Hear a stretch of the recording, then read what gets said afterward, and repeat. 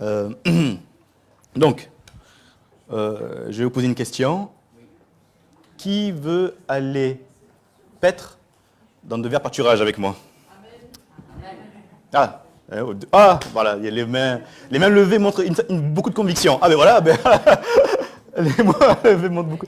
Amen.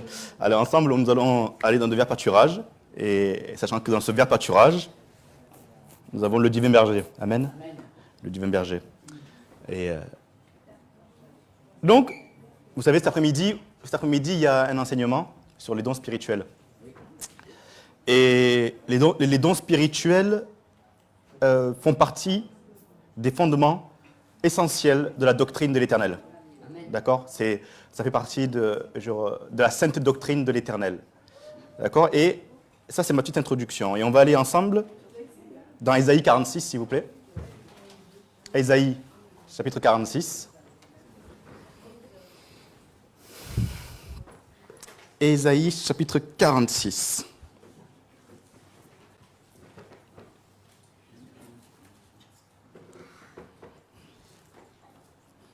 Voilà. Donc, on va commencer. Bel s'écroule, Nebo tombe, on met leurs idoles sur des animaux, sur des bêtes. Vous les portiez, et les voilà chargés devenus un fardeau pour l'animal fatigué. Ils sont tombés, ils se sont écroulés ensemble, ils ne peuvent sauver le fardeau, et ils s'en vont eux-mêmes en captivité. Écoutez-moi, maison de Jacob, et vous tous, restes de la maison d'Israël, vous que j'ai pris à ma charge dès votre origine, que j'ai porté dès votre naissance. Jusqu'à votre vieillesse, je serai le même, jusqu'à votre vieillesse, je vous soutiendrai. Je l'ai fait, et je veux encore vous porter, vous soutenir et vous sauver. Alléluia. À qui me comparerez-vous pour le faire mon égal? À qui me ferez-vous ressembler pour que nous soyons semblables?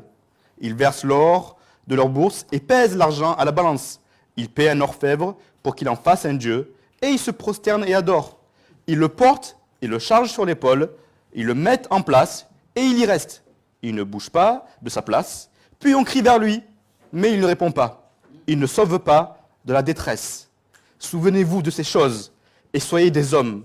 Pécheurs, rentrez en vous-même. Souvenez-vous de ce qui s'est passé dans les temps anciens, car je suis Dieu, et il n'y en a point d'autre.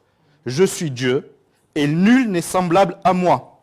J'annonce dès le commencement ce qui doit arriver, et longtemps d'avance ce qui n'est pas encore accompli. Je dis, mes arrêts subsisteront, et j'exécuterai toute ma volonté. C'est moi qui appelle de l'Orient un oiseau de proie, d'une terre lointaine, un homme pour accomplir mes desseins. Je l'ai dit, et je le réaliserai. Je l'ai conçu, et je l'exécuterai. Écoutez-moi, gens endurcis de cœur, ennemis de la droiture. Je fais approcher ma justice, elle n'est pas loin, et mon salut, il ne tardera pas. Je mettrai le salut en Sion et ma gloire sur Israël. Amen. Il mettra sa gloire sur Israël. Donc Dieu ne change pas. D'accord? Dieu ne change pas. Et ça fait partie de ses attributs, comme on dit, incommunicables. C'est-à-dire que Dieu n'a pas donné à l'homme de ne pas changer en termes de nature, c'est-à-dire que d'être fidèle depuis l'éternité. C'est-à-dire qu'il n'y a que Dieu qui ne change pas, il n'y a que Dieu qui reste fidèle à ses promesses et qui tient à ses promesses. Donc, le fait que Dieu ne change pas est un fondement encore essentiel. C'est-à-dire que si, cet après-midi, on va parler des dons spirituels, quand Dieu a donné des dons de prophétie, des dons de guérison, c'est toujours actuel, parce que Dieu n'a pas changé. Sa nature n'a pas changé. Là où lui, il n'a pas eu besoin d'être régénéré, au contraire de nous, nous avons été régénérés spirituellement pour être à la nature de l'Éternel, mais lui, il n'a pas dit, bon allez, je vais me régénérer parce que je sens que j'ai besoin de changer, d'être transformé. Il n'y a que l'homme qui a besoin d'être régénéré, et l'homme ne se régénère pas tout seul, il se régénère par l'Esprit de Dieu. D'accord? Donc, Dieu lui-même ne se régénère pas, il ne change pas, il n'a pas besoin de changer. Alléluia. Dieu n'a pas changé et il ne change pas. Et la deuxième chose, c'est que la parole de Dieu ne change pas. Donc, Ésaïe chapitre 40, verset 8. L'herbe sèche, la fleur tombe, mais la parole de notre Dieu subsiste éternellement. Quand on dit éternellement, ça ne veut pas dire qu'à partir de maintenant, jusqu'à jamais, la parole de Dieu subsiste. Ce n'est pas ça, éternellement. Éternellement, ça veut dire qu'il n'y a pas de début, il n'y a pas de fin. C'est ça l'éternité. Ne concevons pas l'éternité à partir de notre point de départ. L'éternité n'a pas commencé de manière humaine. Dieu n'a pas de début et n'a pas de fin. C'est-à-dire que sa parole n'a pas de début et n'a pas de fin. Voilà pourquoi notre cerveau ne peut pas concevoir l'éternité. Il n'y a que par l'Esprit de Dieu que nous pouvons avoir la pensée de l'éternité. Car notre Dieu était, il est aujourd'hui et il le sera demain. C'est-à-dire ce qu'il était hier, il est aujourd'hui et il le sera demain. Sa nature qui était avant-hier, il est aujourd'hui et il est demain. Sa nature qui était il y a 2000 ans, 3000 ans, c'est la même nature aujourd'hui et c'est la même nature demain. Donc dans Ésaïe 46, verset 5, l'Éternel pose deux questions successives. Dans le verset 5, il pose deux questions successives. À qui me comparerez-vous pour le faire mon égal? À qui me ferez-vous ressembler pour que nous soyons semblables? À qui? À qui pouvons-nous comparer l'Éternel? Il s'adresse au monde, il s'adresse à son peuple, il s'adresse aux humains. Trouvez-moi sur terre quelqu'un qui est comme moi. Trouvez-moi quelqu'un. Et là, même pas, il ne va même pas considérer les idoles. Parce que vous avez vu comment il parle des idoles. Il ne considère même pas les idoles. Il dit, mais montrez-moi qui est comme moi. Montrez-moi depuis Abraham, ce que j'ai fait même depuis la nuit des temps, qui est comme moi? Qui est semblable à moi? Je vous mets au défi. Il est puissant et personne n'est comme lui. Dieu est puissant et personne n'est comme lui. Dieu est bon et personne n'est bon comme lui. Personne n'est bon comme lui. Dieu est fidèle et personne n'est fidèle comme lui. Dieu est amour et personne n'est amour autant que lui. Et tout cela est possible. Et tout cela n'a pas changé car Dieu ne change pas. C'est-à-dire que sa nature de puissance, sa nature de bonté, sa nature de fidélité, sa nature d'amour n'a pas changé. Elle est toujours aujourd'hui actuelle. Elle est la même. Quand on s'émerveille de la puissance de Dieu avec nos pères, elle est toujours actuelle. Quand on s'émerveille de la bonté de l'Éternel envers Israël dans l'Ancienne Alliance, elle est toujours actuelle. Quand on s'émerveille de la fidélité de l'Éternel envers son peuple, elle est toujours d'actualité avec nous qui sommes devenus, comme dit Paul, les nouveaux juifs, là, dans Romains. Nous sommes devenus les nouveaux juifs et elle est toujours actuelle pour nous. Il est amour. Quand on voit l'Ancienne Alliance, on voit l'amour incroyable que Dieu avait pour son peuple, malgré la raideur de leur cou. Il est toujours actuel, il est toujours amour aujourd'hui. Il n'a pas changé. Et Jacques le dit, il n'y a aucun nombre de variations. C'est-à-dire que depuis les temps anciens, pour toute la durée des temps, il n'y a eu aucun nombre de variations dans l'Éternel. Que ce soit en haut, que ce soit en montant ou en descendant. Il n'y a eu aucun nombre de variations. Pourquoi? La splendeur et la magnificence sont devant sa face. Ça, c'est le psaume 96, verset 6. La splendeur et la magnificence sont devant sa face. Alléluia. Le psaume 16, verset 11. Tu me feras connaître le sentier de la vie. Il y a d'abondantes joies devant ta face, des délices éternelles à ta droite. Cela n'a pas changé. Tout à l'heure, dans le chapitre 46, l'Éternel nous parle de vieillesse. Mais la face de l'Éternel n'a pas vieilli. La magnificence de l'Éternel n'a pas vieilli, contrairement à nous, qui vieillissons, que le corps, que la face, on va dire, devienne de plus en plus, comment dire, de plus en plus fatigué, on va dire, d'accord? La face de l'Éternel n'a pas changé. La magnificence, la splendeur de l'Éternel n'a pas changé. Sa gloire n'a pas évolué, sa gloire n'a pas régressé. D'accord? Sa gloire, elle est toujours la même et elle n'a pas changé.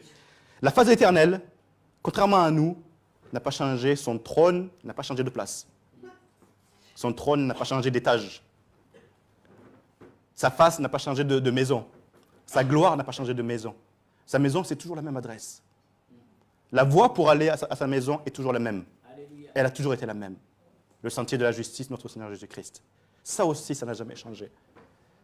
Quand Dieu a donné ces lois à son peuple, c'est pour donner encore plus d'intimité avec son peuple. Et il nous a envoyé notre Seigneur Jésus pour que nous ayons encore plus d'intimité avec l'Éternel. Donc sa maison n'a pas changé d'adresse. Et Dieu n'a pas déménagé. Je vous rassure, il n'a pas déménagé. Il n'a pas changé de montagne. C'est toujours Sion, sa montagne. Même si les autres montagnes sont jalouses, il n'a pas changé de montagne. Dieu est le Dieu qui est dans les cieux des cieux. C'est toujours la même adresse. Le trône, Son trône est toujours basé sur la fidélité. Son trône est toujours basé sur la justice. Ça aussi, ça n'a pas changé. Même si toi, tu changes. Nous changeons. Pourquoi nous changeons? Parce que la révélation de l'Éternel est de plus en plus puissante en nous. Lui n'a pas changé. Je ne peux pas dire, ah, aujourd'hui, Éternel, aujourd'hui, tu as changé, Éternel, aujourd'hui. Non, c'est faux. C'est toi qui as encore plus eu de révélation. Parce que lui, il vient tel qu'il est. Il n'a pas dit, tu ne peux pas dire devant demain, Éternel, ah, c'est formidable. Bon, maintenant, Seigneur, ce qui est formidable, c'est que maintenant, comme tu as changé, je veux venir te voir. Non. C'est toi qui as changé, qui as évolué par sa grâce, tout simplement parce qu'il a voulu que tu grandisses, il a voulu te donner encore plus de vérité, il a encore voulu te manifester encore plus de vérité, sachant que sa vérité en toi, sa vérité en toi, sa connaissance en toi va de mieux, de plus grand en plus grand. Parce qu'il ne vient pas tout de suite en toi, c'est que c'est toi qui changes. Lui n'a pas changé. On peut pas c'est pour ça qu'il dit, attention, à qui me comparez-vous? Qui est semblable à moi? Vous changez. Moi, je vous permets de changer. Mais moi, je ne change pas, je n'ai pas besoin de changer. C'est vous qui avez besoin de changer. Donc, alors, qui? Dans la parole de l'Éternel, il dit, dans l'hébreu, il dit, puisque j'ai trouvé personne au-dessus de moi, donc je jure sur moi-même. Puisque j'ai trouvé personne au-dessus de moi, je jure sur moi-même pour montrer que je suis fidèle et qu'il y a deux lois, et qu'il y a des lois immuables, c'est que je resterai fidèle. Et j'ai fait un serment avec vous dans l'alliance de mon Fils. Je ne changerai pas et je ne change pas. Je ne suis pas un homme pour changer. Amen. Sa nature ne peut pas changer. Pourquoi sa nature ne peut pas changer? Parce que si sa nature change, ça ébranle tous les fondements de la foi. Ça ébranle tous les fondements de la foi. Ça ébranle toute la sainte doctrine si Dieu change. Pourquoi? Si Dieu change, si on dit que Dieu a changé, il y a deux manières de changer. Soit de manière positive, soit de manière négative. D'accord? Si on dit que Dieu a changé de manière positive, ça veut dire qu'auparavant, il n'était pas déjà à la perfection? C'est-à-dire que Dieu n'était pas déjà parfait. Si on dit qu'il a évolué de manière positive, il a changé de manière positive? Non. Et s'il change de manière négative, ça veut dire qu'il peut ne pas tenir ses promesses? Ah là, sachant que Dieu est très puissant, il peut dire, ah ben non, aujourd'hui j'ai décidé, puisque le monde va très mal, puisque le monde là est en train d'être rebelle, encore, ben j'enverrai pas mon Fils pour juger la terre. Non, Dieu ne change pas. La structure, le monde ne fait pas que Dieu change. Toi-même ne fais pas que Dieu change. Même ta louange ne change pas Dieu. Ton adoration ne change pas Dieu. Ton offrande ne change pas Dieu. Ta piété ne change pas Dieu. Ton jeûne ne change pas Dieu. Non. Dieu ne change pas. Attention, je ne parle pas, c'est pour ça que je fais très attention, pour être clair avec tous, je ne parle pas de, comme il a fait avec Jonas et Ninive, comme il a fait avec Ézéchias, quand il a rajouté des années à Ézéchias. Ça, c'est autre chose. Ça, je parle seulement de la nature divine de Dieu. D'accord? On reste sur la nature divine de Dieu. Les plans de Dieu, c'est quand il change, ça, c'est autre chose. D'accord? Moi, je reste sur la nature divine de Dieu. Vous êtes d'accord? Amen. On reste sur la nature. D'accord? On reste que sur la nature. Parce que ça, c'est un autre sujet. D'accord? Donc, c'est très important que quand on s'approche du trône, on s'approche d'un trône qui n'a pas changé. C'est-à-dire que quand vous approchez, quand on prie, quand on loue l'Éternel, la grâce de l'Éternel n'a pas changé. La bonté de l'Éternel n'a pas changé. La paix de l'Éternel n'a pas changé. Genre, quand je m'approche du trône, je sais que Dieu est amour et qu'il m'aime. Quand je loue l'Éternel et que je lève les bras vers le Sauveur, celui qui est toujours le Sauveur, qui est toujours ton ami, toujours notre ami. C'est-à-dire que je viens avec, c'est pour ça qu'on vient avec confiance devant le trône de l'Éternel. On vient avec certitude devant le trône de l'Éternel. Il n'a pas changé. C'est-à-dire que même ton péché ne change pas la nature de Dieu. C'est-à-dire que s'il y a un homme, c'est pour ça que c'est un fondement important. Le péché d'un homme ne change pas la nature de Dieu. C'est ça qui est formidable. C'est-à-dire que le péché d'un homme ne change pas toute la fidélité que Dieu est. C'est-à-dire que si toi, tu te considères comme pécheur, et je me considère comme pécheur. Je me considère comme pécheur, mais je suis un pécheur qui est aimé par l'Éternel. Je suis un pécheur qui est pardonné par l'Éternel. Et je m'approche devant le Dieu qui n'a pas changé de place et qui m'attend avec joie et avec le sourire que je vienne l'adorer avec les anges, avec la création, avec les vieillards. Et il aime ma louange. Il aime mon adoration, parce que ça aussi, il n'a pas changé. Même mes petites bêtises ne changent pas ce qu'il est. Et ça, c'est réconfortant. La parole de Dieu dit, tu m'as rassuré, tu m'as fortifié. Mais pourquoi il nous a rassuré, il nous a fortifié? Parce qu'il n'a pas changé. Parce qu'il n'a pas changé. Rien que ça devrait nous suffire à bondir de joie, à savoir que Dieu n'a pas changé dans la dispensation de son amour et dans la nature de son amour. c'est très important. On ne peut pas dire, on ne peut pas aller voir Dieu. Seigneur, dispense tes dons. Seigneur, dispense ta grâce en ayant en nous une pointe de se dire, ah, c'est possible que Dieu ait changé. Quand je vois, la dernière fois, quelqu'un est venu me voir, il m'a dit à l'hôpital, à Timone, il m'a dit, tu sais, Limimon, pas Limimon, il ne me connaissait pas, je ne sais pas pourquoi je dis ça. Je ne sais pas pourquoi je dis ça, c'est tellement comme si tout le monde là-bas connaissait Limimon. Peut-être que les gens font exprès de ne pas me connaître quand je sors et qu'ils font semblant de ne pas me reconnaître. C'est possible. Hein. Non, mais je rigole. Et il me dit, moi, quand je vois toutes les 4 minutes, il y a un enfant qui meurt sur Terre. Et quand la personne m'a dit ça, j'ai dit, Seigneur, tu n'as pas changé. Tu n'as pas changé. Même si cette personne me dit que toutes les 4 minutes, un enfant meurt sur Terre, ta bonté n'a pas changé. Parce que sinon, c'est votre foi qui est ébranlée. Si on veut dire, quand on voit la misère de le monde, Seigneur, ta beauté n'a pas changé. Ta fidélité n'a pas changé. Le discours des hommes ne va pas changer ce que tu es. L'état de ce monde ne change pas ce qu'il est. Parce qu'il est souverain. Il est Dieu. Si Dieu avait changé, je veux dire que ça aurait été terrible. Parce qu'il aurait changé en fonction de notre comportement. Il aurait changé en fonction de notre nature. Il aurait changé en fonction de notre transgression. Il dit, la parole de Dieu dit, il ne nous traite pas selon nos iniquités, il ne nous punit pas selon nos péchés. Parce qu'il est fidèle. Il ne peut pas se renier. Aujourd'hui, il ne vous traite pas selon vos péchés et votre iniquité. Il vous traite selon quoi? L'alliance qu'il a mise en loi, dans le Seigneur Jésus-Christ.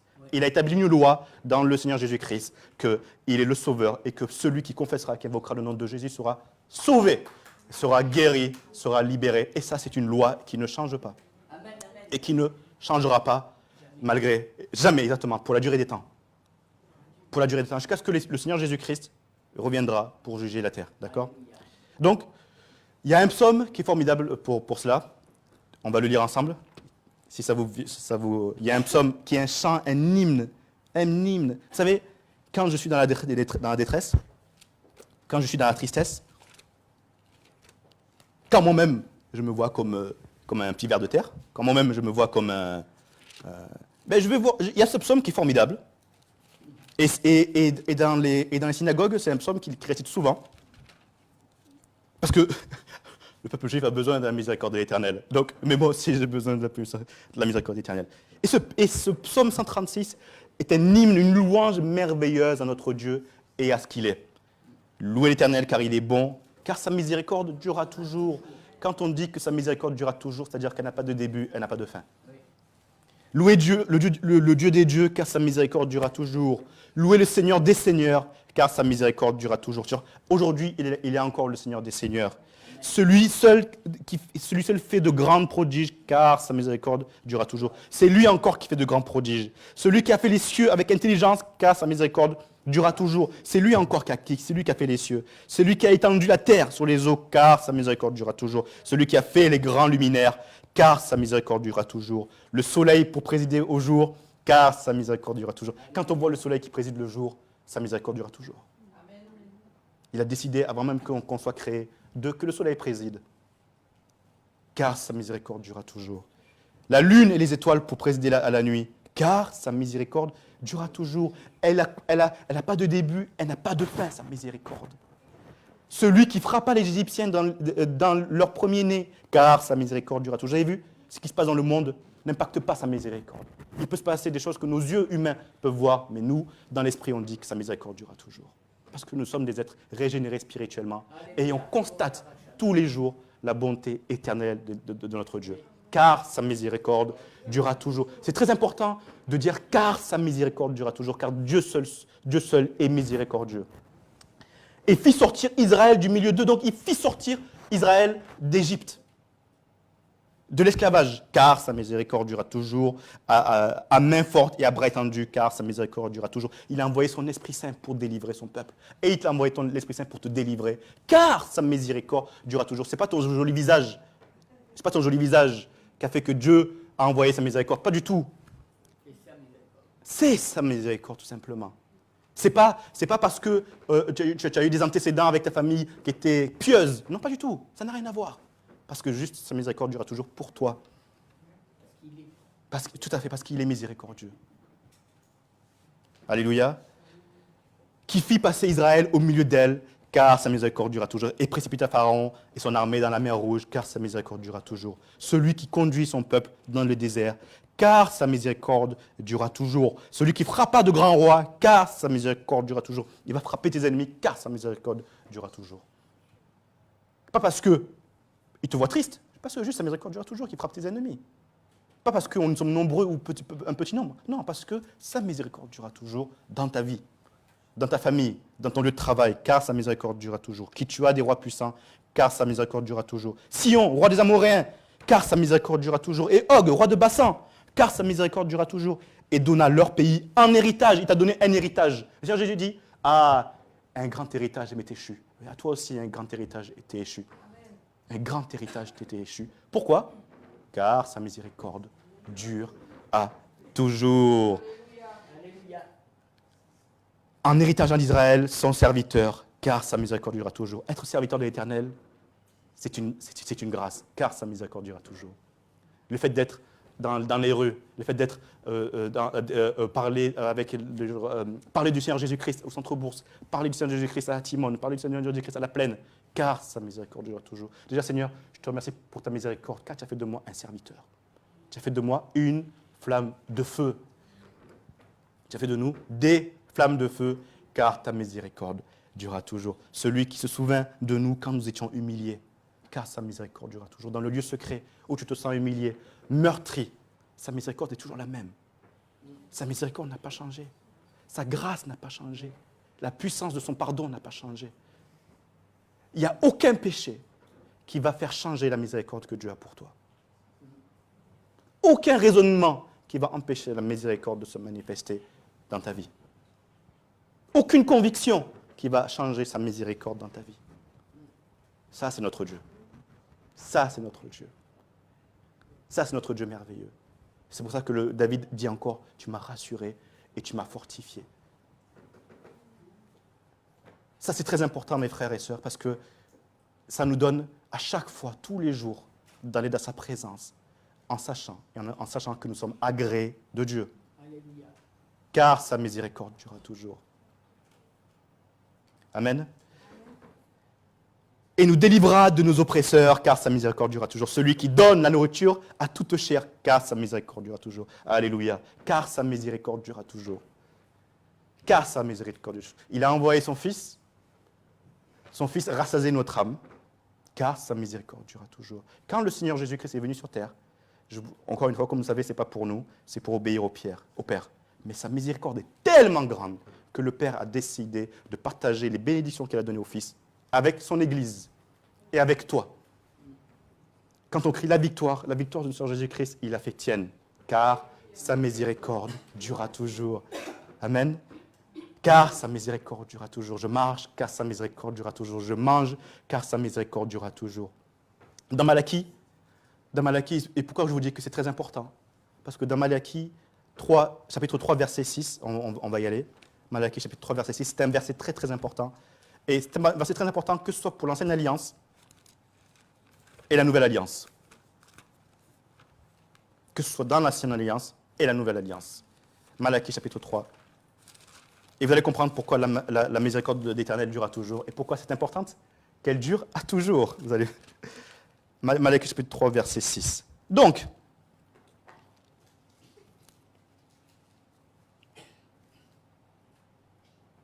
car je suis l'Éternel, je ne change pas, et vous, enfants de Jacob, vous n'avez pas été consumés.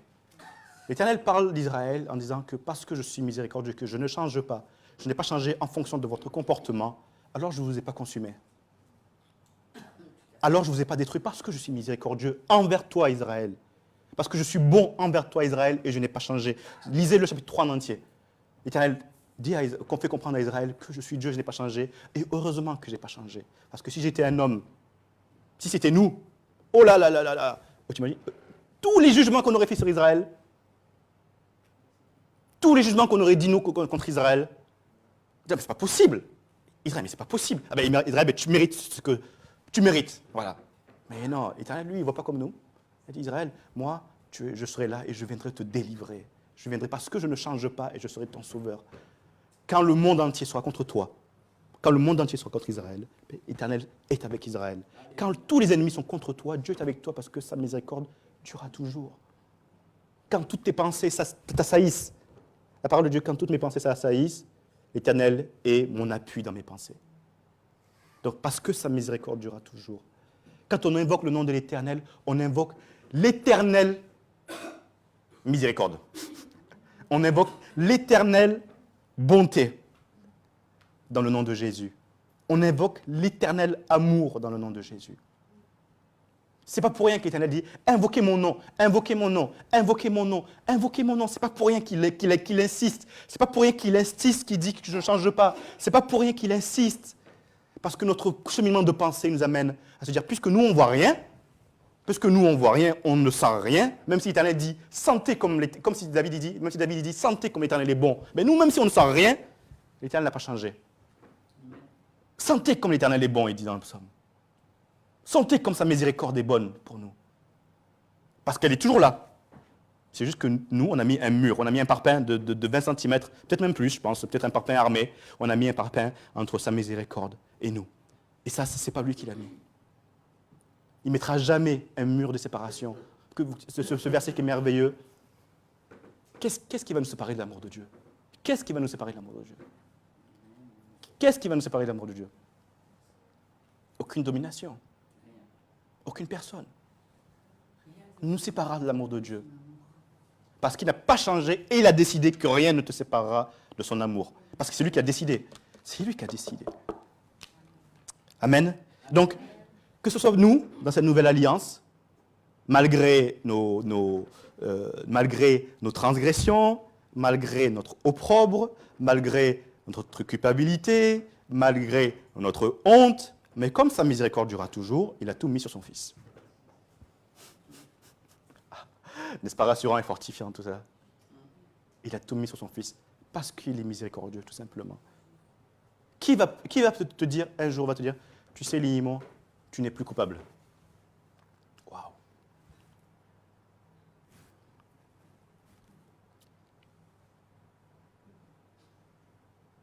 Limo, tu es aimé. Est-ce que vous représentez ce que ça veut dire? Limon, demain, tu seras aimé encore. Est-ce que vous comprenez ce que ça veut dire? Limon, quand tu vas te lever, ma fidélité sera encore là. Quand tu vas ouvrir les yeux sur ton lit, ma fidélité sera encore là. Quand tu vas te coucher, ma bonté sera toujours là. Est-ce que vous comprenez ce que ça veut dire? Est-ce que vous saisissez le fondement essentiel de l'immutabilité? L'immutabilité, c'est le fait que Dieu ne change pas. L'immutabilité. Est-ce que vous voyez le fondement essentiel? Cet après-midi, demain, quand on invoque le nom de l'Éternel et qu'on invoque la guérison, Dieu dit « Ah, moi j'aime toujours guérir. L'Éternel, il aime toujours guérir. L'Éternel, il aime toujours sauver. L'Éternel, il aime toujours délivrer. L'Éternel, il aime toujours restaurer. L'Éternel, il aime toujours donner. Il aime toujours bénir, car sa miséricorde n'a pas changé. Les réserves d'or et d'argent, quand on voit nous la Banque fédérale, mais les réserves d'or et d'argent sont dans la maison de l'Éternel. Alors il va te donner. Parce qu'il n'a pas changé, il va te donner. La guérison, pareil, il va te donner. Il va dire, moi, la guérison, je n'en ai pas besoin. Il dit, moi, la guérison, je n'en ai pas besoin. C'est pour toi la guérison, pour que tu sois changé, restauré, que tu puisses dire gloire à Dieu, tout simplement. Parce qu'à la finalité, tu diras gloire à Dieu. Car sa miséricorde durera toujours, tous les jours de votre vie, chaque seconde de votre vie, car sa miséricorde durera toujours. C'est très important parce que ça nous ramène à qui nous sommes. C'est très important parce que ça nous ramène à qui nous sommes et ça nous travaille dans l'humilité. Amen, dans l'humilité, car sa miséricorde durera toujours. De moi-même, je ne peux rien faire. De moi-même, je ne peux même pas changer. Seigneur, change-moi. Seigneur, même l'attirer à lui, c'est lui qui m'attire à lui. Même quand je veux le louer, c'est même lui qui anime ma louange. Car sa miséricorde durera toujours. Parce que la louange me fait du bien. Parce qu'il sait que l'adoration me fait du bien. Ça me transforme, ça me restaure. Quand je vais dans l'adoration, je vais récupérer quelque chose qui n'a pas changé d'adresse, quelque chose qui n'a pas changé d'étage, quelque chose qui n'a pas changé de nature, pour que je ressorte restauré et régénéré par l'Esprit de Dieu dans le lieu où rien n'a changé depuis la nuit des temps. C'est ça. C'est ça. Le lieu secret. La parole de Dieu, là, dans le chapitre 46, vous le relirez, il dit, il envoie les oiseaux de proie. Il a dit, c'est lui qui envoie les oiseaux de proie. l'oiseau de proie, c'est Dieu qui l'envoie, d'accord? Mais l'oiseau de proie n'a pas accès au lieu où rien n'a changé. L'oiseau de proie ne sait même pas où c'est. Mais toi, tu sais où c'est, où le lieu où Dieu n'a pas changé. Toi, tu sais où c'est ce lieu où Dieu n'a pas changé. Toi, tu sais où est cette montagne sainte Sion. Toi, tu sais que tu peux aller avec confiance, les mains pures, les mains innocentes, et louer le nom de l'Éternel parce qu'il t'a purifié. C'est-à-dire que le sang de l'Éternel n'a pas changé de consistance, n'a pas changé de couleur, n'a pas changé de puissance, c'est toujours le même. Attention, le sang de l'Éternel est toujours le même, il n'a pas changé, et il est aussi puissant qu'il y a 2000 ans. Amen. Il est aussi puissant qu'il y a 2000 ans. Ça, c'est le sang de l'Éternel. Ça, c'est notre Dieu. Voilà pourquoi David a dansé nu devant l'Éternel. Voilà pourquoi il y en a qui sont morts pour l'Éternel parce que Dieu n'a pas changé. Amen. Dieu n'a pas changé. Même au Nigeria, Dieu n'a pas changé au Nigeria. Ce n'est pas parce qu'on voit des exactions au Nigeria que Dieu a changé. Car, Éternel, ta miséricorde n'a pas changé au Nigeria. Seigneur, ta miséricorde n'a pas changé au Burkina Faso. Seigneur, ta miséricorde n'a pas changé en Colombie. Ta miséricorde n'a pas changé en Chine. Ta miséricorde n'a pas changé en Corée du Nord. Même si mes yeux voient le contraire, mais mon cœur dit que tu es miséricordieux. C'est très important parce que c'est dans la persévérance de la proclamation de la miséricorde éternelle de notre Dieu que Dieu va continuer. Il va se manifester parce que nous sommes persévérants. Nous sommes persévérants dans la foi, nous sommes persévérants dans la connaissance de la grâce de notre Dieu. Nous sommes persévérants. Les petites choses journalières, les petites contrariétés. Oula. Vous n'êtes pas d'accord avec moi? Non? Les poubelles en plus électroniques, là, qui s'ouvrent même si tu n'as pas besoin d'utiliser la main. Tu les mets comme ça s'ouvre. Voilà. Les contrariétés. Les dissensions. Genre, tout ce qui met tout ce qui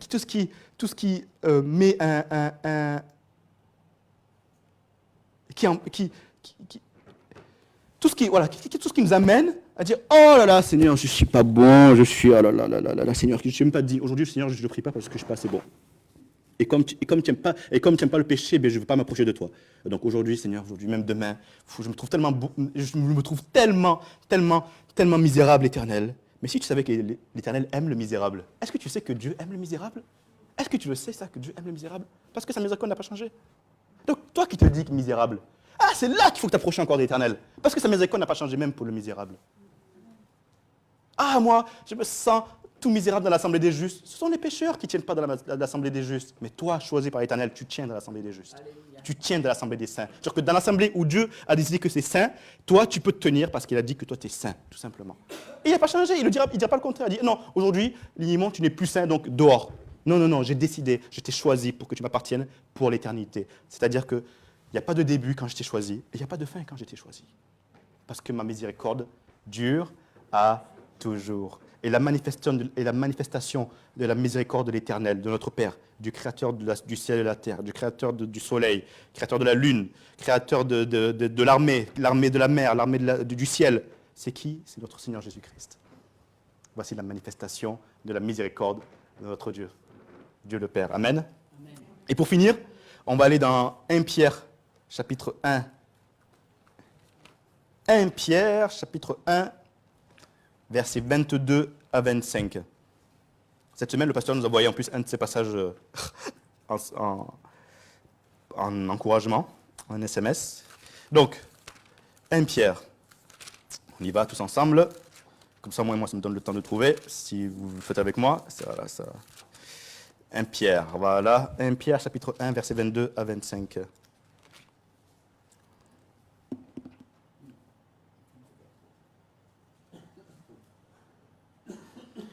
C'est très important. C'est très important, ce passage. Il est très, très important. Comme tous les passages sont très importants. Ayant purifié vos âmes en obéissant à la vérité pour avoir un amour fraternel sincère, aimez-vous ardemment les uns les autres de tout votre cœur, puisque vous avez été régénérés, non par une semence corruptible, mais par une semence incorruptible, d'accord? Parce que c'est l'Éternel qui a envoyé cette semence. Incorruptible par la parole vivante et permanente de Dieu. Car toute chair est comme l'herbe, et toute sa gloire comme la fleur de l'herbe. L'herbe sèche et la fleur tombe, mais la parole du Seigneur demeure éternellement. Amen. Et cette parole est celle qui vous a été annoncée par l'Évangile. C'est-à-dire que ce qui vous a été annoncé et ce qui vit en vous, c'est cette parole de Dieu. L'évangile, c'est-à-dire que quand le Seigneur Jésus a annoncé la bonne nouvelle, c'est toute la parole qu'il a mis en vous et qui vous a annoncé. On reprend encore le dernier verset. Et cette parole est celle qui vous a été annoncée par la bonne nouvelle. Cette parole que Dieu ne change pas, que Dieu est miséricordieux éternellement, que Dieu est bon éternellement, que Dieu est juste éternellement, que Dieu est fidèle éternellement, cette parole a été annoncée par notre Seigneur Jésus-Christ et elle vit en vous. Et c'est ça la bonne nouvelle. La bonne nouvelle, c'est que à n'importe quel moment, Dieu est puissant et juste pour te pardonner. Et ça ne change pas. Demain, vous n'allez pas avoir dans la Provence, dire, ah, ça y est, Dieu a changé, c'est fini. Nouvelle, non, Dieu a changé. Non, Dieu n'a pas changé. Si tu penses que Dieu a changé, regarde à toi. Parce qu'en contemplant le Seigneur, on contemple la miséricorde de l'Éternel. Ça, c'est une vérité et c'est factuel. Si tu penses que Dieu a changé, c'est toi qui as un problème. C'est nous qui avons un problème. La manifestation de la vérité de l'Éternel n'a pas changé. La manifestation de la guérison de l'Éternel n'a pas changé. La manifestation de la gloire de l'Éternel n'a pas changé parce qu'elle est toujours dans le nom de Seigneur Jésus-Christ. Et le nom de Jésus-Christ n'a pas changé et c'est le même hier, aujourd'hui, éternellement. Et c'est cet évangile qui vous a été annoncé au nom de Jésus. Amen. Soyez bénis.